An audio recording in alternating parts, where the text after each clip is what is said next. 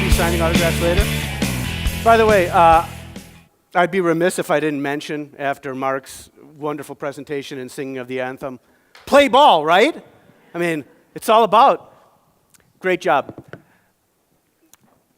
Paul once said, I don't work at being ordinary. He also shared that a fan came up to him once and said, I thought that the Beatles were anti-materialistic. He looked at him and he said, that's not true, mate. John and I would literally sit down and say, hey, let's write ourselves a pool. Paul McCartney, John Lennon, George Harrison, and Ringo Starr comprised what many feel is the greatest band ever. Now, after their breakup in 1972, their legendary productivity should have ended right there. These lads were faced with gigantic financial questions, huge legal issues, and they obviously had some identity struggles that they had to figure out who they were. Plus, they had millions of adoring fans that they had to deal with. Now, being a professional speaker, I get the adoring fans part. I've got my wife, Meg, and our kids, Jonathan and Alexandra, and of course, Eddie. Remarkably, 3 out of the 4 went on to have highly successful solo careers. Their productivity continued. Ringo's a little different. He kept on hoping, it was going to get better all the time, but like the song he loves to sing, it don't come easy. Folks, we're not all in the best bands ever, but we all face those moments where something we thought was going to be there isn't, like money, business, or people. The things we thought were going to be around suddenly are not. This is something we face every day in the workplace. And as a matter of fact, you have to do something that's even harder. When people are at work and in their personal lives, they have to grow their productivity when resources are sometimes scarce. The expectations of what we have to produce don't necessarily go down. So what's getting in our way of keeping our productivity at high levels? What are these obstacles that are kind of stopping us? To begin with, it can be that ever-ending quest to increase sales, grow profit margins, or take communications between coworkers and build them and make them stronger, or limited resources. It could be something as simple as navigating significant change or lack of budgets, or once in a while at work, you have to deal with their occasional loon, that nutcase, or that crazy. We know who they are. But if we look at things from multiple perspectives, we begin to see some paths that didn't exist before. And once we see them, we're able to take ourselves into new ways of increasing productivity. Now, if we look at these perspectives in different angles, we're able to take ourselves to levels we never thought we could get. Now, sometimes we're aware of these multiple perspectives, and other times we're not, but the barriers that get in our way, if we're able to kind of remove them, we can increase what we really want to do. And if we can comfortably acknowledge with those we work with that these barriers exist, and we can attempt to remove them and grow our productivity. However, there's something that's really getting in our way and causing us to sometimes slow down. We're going to talk about that. And one of the things that happens is communication. But if we can comfortably acknowledge with the folks that we work with that there's barriers, communication, or information issues that are happening, then we can attempt to remove them, and in doing so, unleash growth, grow productivity, and even have more fun. Remember fun? However, there is something that's getting in the way of all this, and it's not really information so much. The problem is a lack of context, a lack of perspective. Now, I spent 28 years at a Berkshire Hathaway company, and it afforded me the opportunity to witness people's productivity firsthand in the office setting and in the trenches where deals are made and lost. And I took notes, literally. I'm an author. And being a writer, that's what I did forever. Now, you might think that being the CEO of Berkshire Hathaway, that Warren Buffett has unlimited resources. And he does. But that was not the case in my position, about 11 rungs down on the ladder. There was this one time where my company absolutely refused to move forward on this huge sales deal, one that would have made them millions of dollars and big bucks for me and my team members too. Can you imagine that? Just kind of saying no to millions of dollars?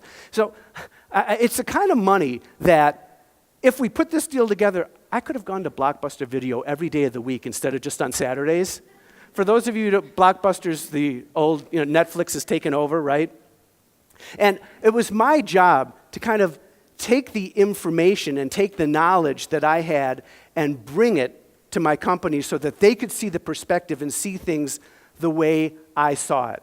That was my job. I had to communicate with them better so that they could really see through the trees and through the weeds of what was going on. And they took their time. 16 months. That's how long it took me to show them, to educate them, and to wear them down.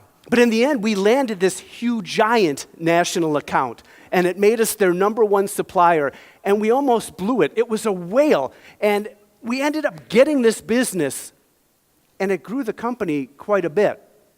But it didn't happen overnight.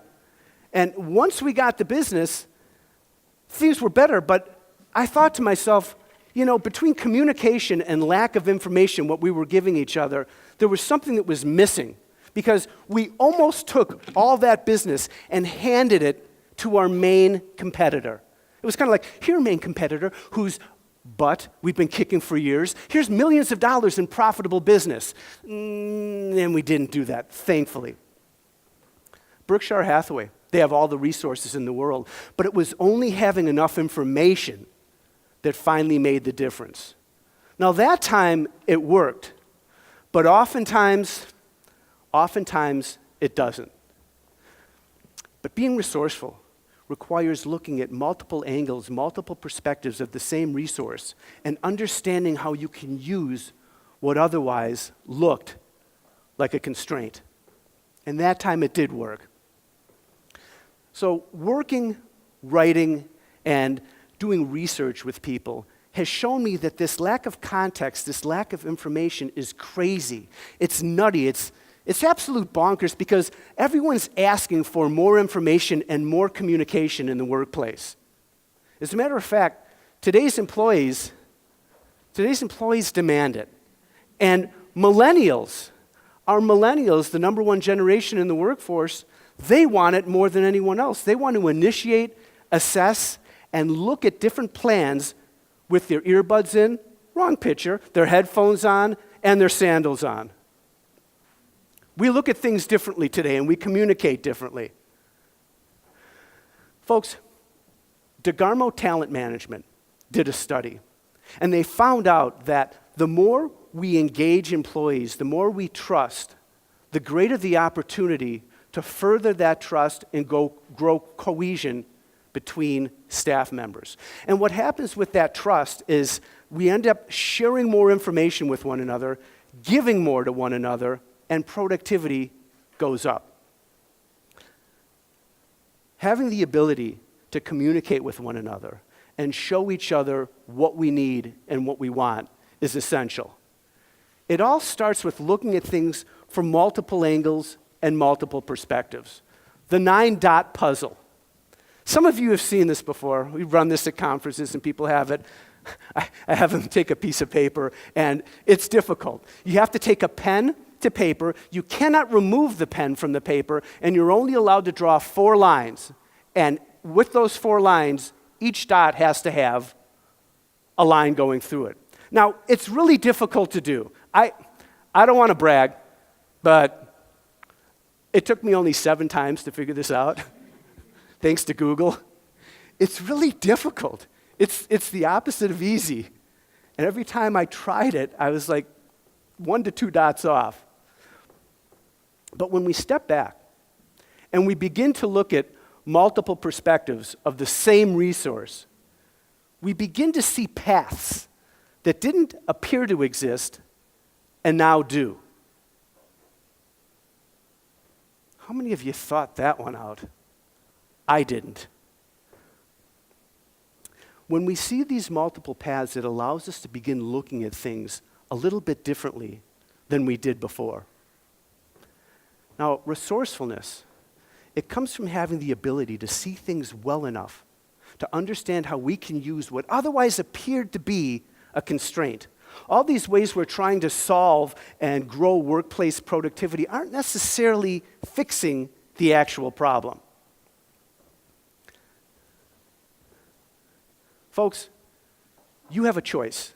You have an opportunity at work to decide professionally and personally how you want to make things work. You own this.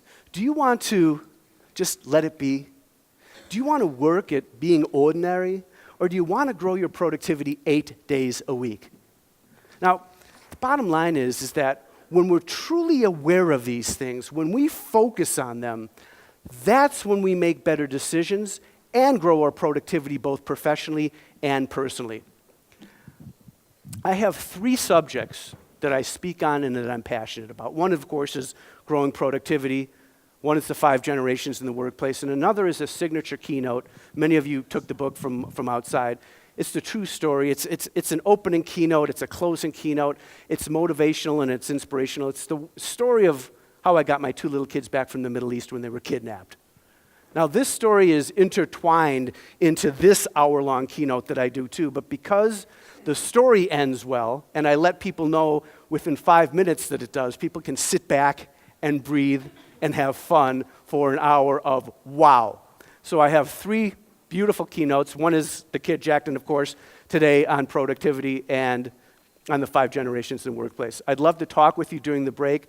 I appreciate your time and everyone coming here and traveling to be here, and I look forward to chatting with you at break time. Thank you so much.